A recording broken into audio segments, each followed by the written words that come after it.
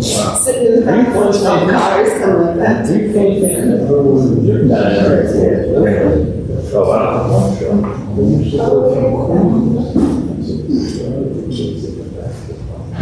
We still have a minute or two, man. Yeah, 1 minute. I think we're not search here.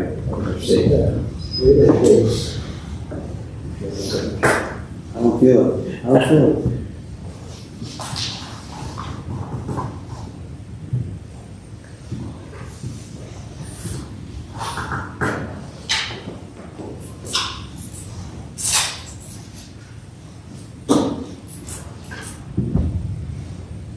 All right, we can kick it off.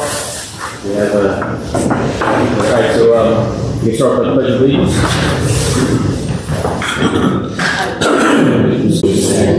One nation, under God, indivisible, with liberty and justice for all. Good evening, ladies and gentlemen. This meeting is now called to order. Tonight, the Borough of Seabright's long-standing policy of open government and in compliance with the Open Public Meetings Act. I wish to advise you that adequate notice of the scheduled meeting was sent to the Asbury Park Press and other local newspapers on January 10th, 2023. In each instance, the date, time, and location of this meeting were provided in the notice. This meeting is open to the public. Roll call. Council members Bieber. Here. Booker. Here. Catalano. Here. Gorman. Here. Keeler. Lamy. Here. And Mayor Phillips. All right, remarks from the audience. If there's anybody online or in person who'd like to be heard, just please state your name and your address, and the floor is yours. Start with 3 minutes. Yes, sir. Happy New Year. Happy New Year. Tom Larky from One Beach Way. Well, Santa came early, the day before Beachway. I guess I'll show you folks these photos here. I sent them to the mayor and Mr. Varuni and someone else, I think. But we haven't been flooded since Sandy. And the main reason we get flooded is the sewer pipe was a problem. I don't know if it was a problem this time, but there's a beach for about 100 yards at the end of Beachway that goes 50 yards north, 50 yards south.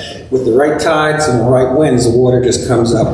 And, you know, if we didn't have a berm around the house, we would have had a foot of water. We lost a car because I didn't expect it to be that bad that night. But I was wondering if you folks know what the problem. What's that? That's the car. That's the car. Yeah. So, you know, before that storm, there really was no flooding. Like the sewer would back up, or the water would rush up the pipe until they put a check valve in. But that wasn't the problem this time. It was just the water came over the beach, and it really wasn't that bad. The wind wasn't that strong, and the tide was high, and the moon might have been high, but I was wondering if you had any plans to do anything about berming that beach, because you can see in the middle, it didn't come over that 4-foot berm. It came over the low beaches on the north and the south side. There's probably 10 houses that are affected by that. So, is there bulkhead on either side? No. No bulkhead? No, there was before Sandy. There was a wooden bulkhead there, a thick, solid wood one, but it only went at the end of Beachway. Right. And someone took that down.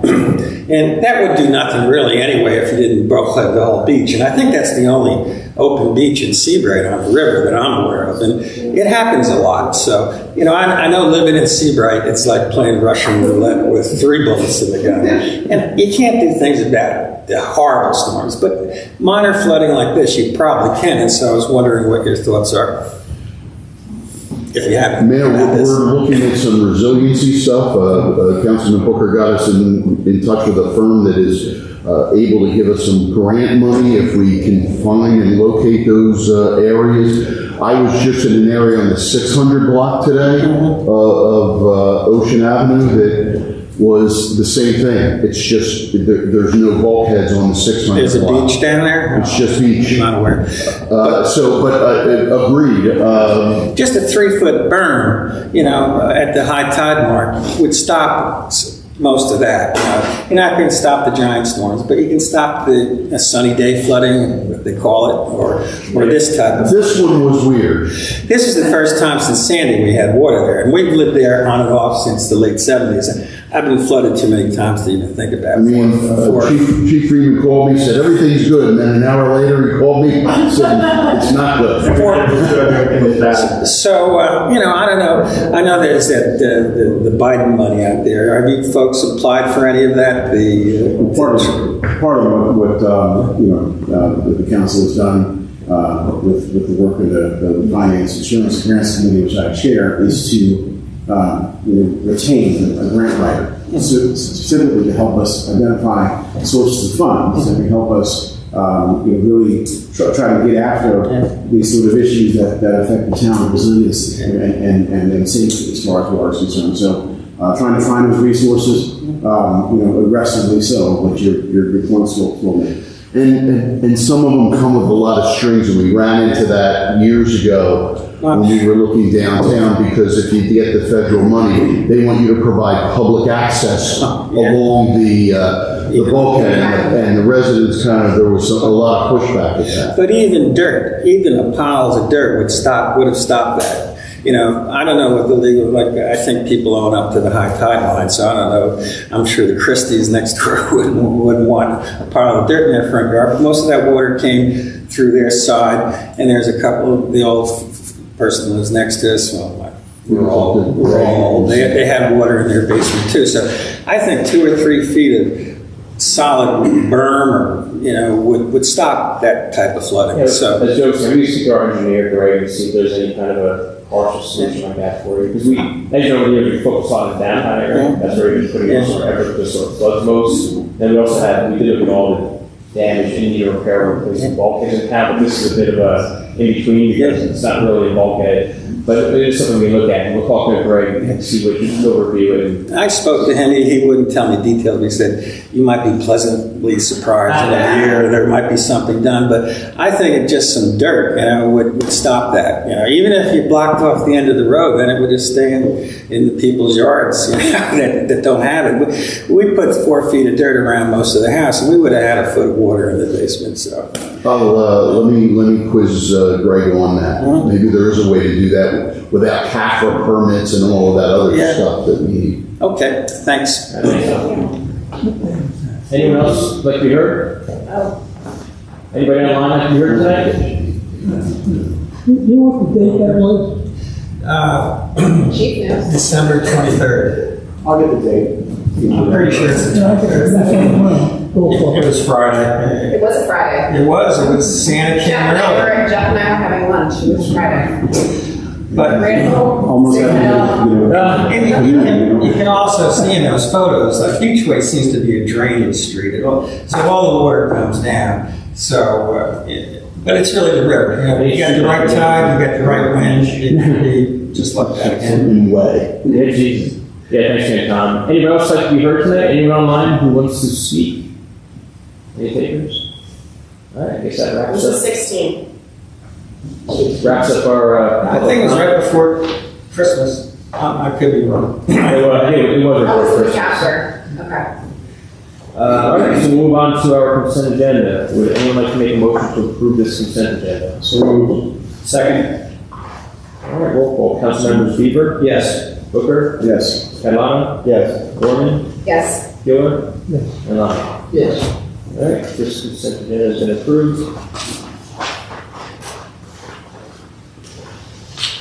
To our one ordinance, ordinance 1/2023, calendar year 2023, ordinance to exceed municipal budget appropriation limits and to establish a cap bank, NJSA 48.4 to 45.14. Would anyone like to make a motion to open the public hearing on ordinance 1/2023?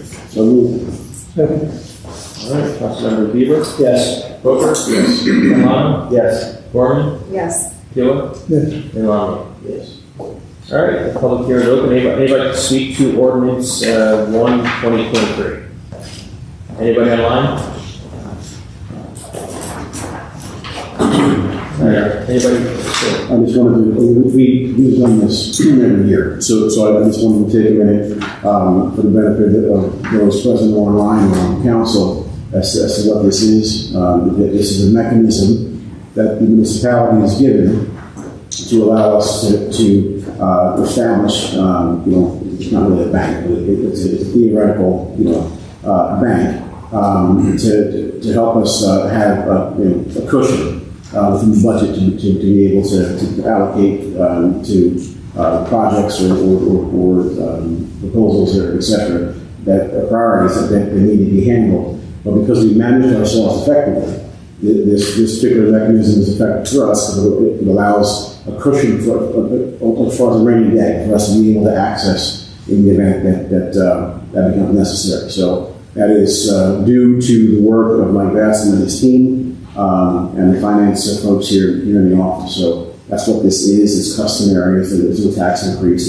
that's not what this is. So it's a mechanism to allow us to have some flexibility financially. So. Yeah, thanks, Jeff. And this was introduced at the last meeting, and then we're going to get to adopt it tonight. So is there anybody online who'd like to be heard on this ordinance? All right, anybody make a motion to close the public hearing on ordinance 1/2023? Second. All right, Councilmember Bieber? Yes. Booker? Yes. Catalano? Yes. Gorman? Yes. Giller? Yes. And Lonnie? Yes. All right, the public hearing is closed. Would anybody like to make a motion to adopt ordinance 1/2023? So moved. Second. All right, Councilmember Bieber? Yes. Booker? Yes. Catalano? Yes. Gorman? Yes. Giller? Yes. And Lonnie? Yes. All right, ordinance 1/2023 has been adopted. So on to new business, vouchers in amount of $1,134,542.45. Would anybody like to make a motion to approve this voucher list? Second. All right, Councilmembers Bieber? Yes. Booker? Yes. Catalano? Yes. Gorman? Yes. Giller? Yes. And Lonnie? Yes. All right, the voucher list has been approved. All right, we are already on to mayor and council comments. Anybody on council want to, actually, one thing, coming up on the next workshop agenda, there's going to be one item there just where everybody can speak to their committees. Feel free to say as little or as much as you want. You can give a 20-second update or a 5-minute, whatever you want to do. Just kind of give us, or when we kind of brought the idea up to me, said, maybe it's a good idea for everyone to kind of lay out what their summary or plans are for the year. So no downside to that. So that's something kind of, I didn't have a chance to speak to Jackie about that. But the next workshop, just to really give a little summary of what your goals and plans are for the year. That's what the intent is there. I'll finish my quick update then. We're hoping, we'll see how it goes regarding potential regionalization. I know Highlands has a special plan of Highlands, and we'll see how Thursday goes. We may have some positive forward movement on that if the Atlantic Commons agrees to go to mediation. So we'll see how the next public meeting goes there. And aside from that, anybody else on council have any comments related to their committee? So Mayor, I'll start. Thank you. Just a quick update on short-term rentals. We kicked off the program this year via Ordinance 10/2022. Really good progress so far year to date. In total, we have identified 42 short-term rental properties, which was about what we thought we were going to see in the town. All of those properties have been given 2 notices, one early January, one late January, giving them an overview of the requirements. Of the 42, 21 have already registered, which is actually pretty good, a 50% registration for January. So we're pretty pleased with that. And when you register, there's a $500 fee for registration, plus you have to get a certificate of occupancy. So Tom Hagee's been doing that. It's been going very well. Karen's been doing a fantastic job. The other positive note is we've been in touch with both Airbnb and VRBO management, and both of those companies have committed to notify the short-term rental clients that they have, and also they're prepared to start collecting the municipal tax that we're permitted to collect via state approval by March 1st. So everything is in place for that to happen now. So we've actually had a number of people who have rented in the past who are deciding not to this year for one reason or another. Maybe they're moving back into the house or they're not renting. So when it's all said and done, our goal is to get all roughly 40 registered and operating and have everything in place. For anybody that doesn't register, the way the ordinance is written, you're not allowed to advertise unless you're registered. So anybody who remains advertising, who hasn't registered in March, we're going to give them a final written notice before we start invoking funds. But off to a very good start. I want to thank Karen and Tom. They've done a phenomenal job on this. They've got it well documented, everything's in place, and we're up and running. So appreciate everybody's support on that. Thanks, Mayor. Thanks, Eric. Anyone else? I have a couple of them, that resolution we passed tonight, number 44, for FEMA assistance for purchase of turnout gear for the firemen. I just want to mention that that's for future volunteers coming in. The money that we're talking about that's in the budget that we're discussing is separate from this. And that is for turnout gear replacing worn out gear for the current firefighters. So it's just two different things. It's just That's good, yeah, thanks. assistance for the future. The one we're going to talk about in the budget is the current. Just on resolution 45, we had two additional members of the volunteer fire department on board. That brings the total up to 52. And by the summer, Chief Murphy estimates we'll have 60 volunteer firemen. And these two new members, one lives at Sandy Hook and the other in Oceanport, so they're nearby, which is fine, which is good. Let's see. We received a notice from the Municipal Court Division Administrator that they're going to be doing their annual review of our court, but they wanted to know if anybody on council or the police or anyone has any recommendations or suggestions for improving the operation of the court. And just say, I have the number of things we want. And they said just call us and we'll come over and talk to you. They're going to do the actual review. They're doing it. They want to get input from us.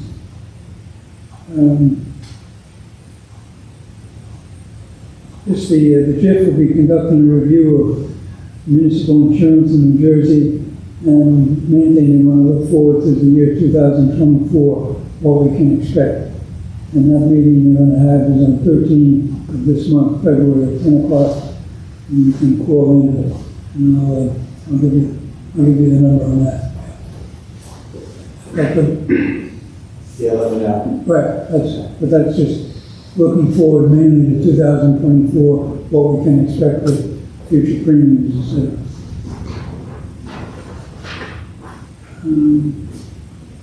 We got a Department of Transportation letter outlining their plans to improve the pedestrian safety walkways at the mid-blocks locations. I have the map location, so anyone wants to see it. Do you have a copy too? Okay, they show the map. We're going to talk here and there. They're not that many, but they're open to ideas or suggestions. So that's anytime we want to respond to them. They're not giving any dates when they're going to do it, but it's a firm plan they have here. And map showing the actual locations and what they want to do in each location. Which is good, because we've been working on that for a long time. I think we're going to put that on the workshop agenda. That's good, very good.